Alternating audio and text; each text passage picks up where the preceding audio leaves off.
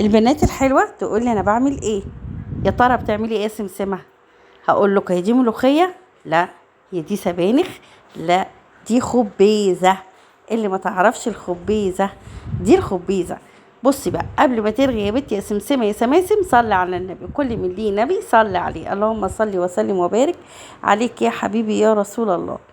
بصوا انا كده، دي خبيزه، هي زيها زي الملوخيه بالظبط، بس فرع ال الورده بتاعتها بتبقى كبيره شويه للبنات، يعني اللي ما تعرفش الخبيزه عامله ازاي.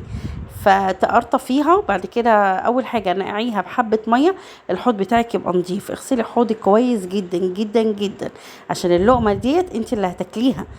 والله العظيم تبقى حتى تاكليها بنفسك كده.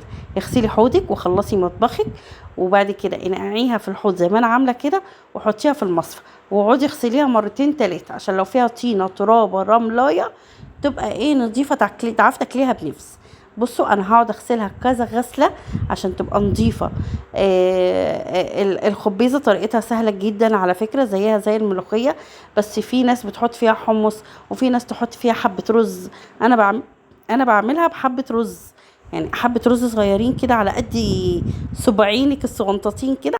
بصي على قد الصباعين اللي انا قلت عليهم دول، حطي حبة رز واعمليها زي الملوخية عادي. هي بتتخرط عادي، بتخرطيها وبعد كده تعمليها زي الملوخية، بس حطي فيهم حبة رز فيهم صغنطاطين.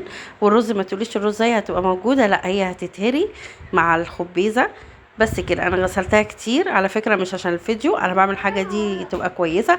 طبعا احمد ابني لسه معدي، فلو سمعت صوته يعني.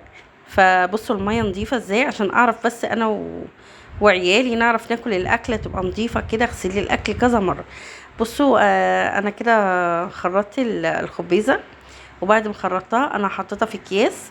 واكياس اللي لما تتجمد هكسرها على 4، يعني دول الكيسين دول هعملها على 4 مرات. ما تنسيش باللايك والاشتراك، هتوحشوني قوي. وجربوا طريقه الخبيزه دي هتعجبكم. مع السلامه.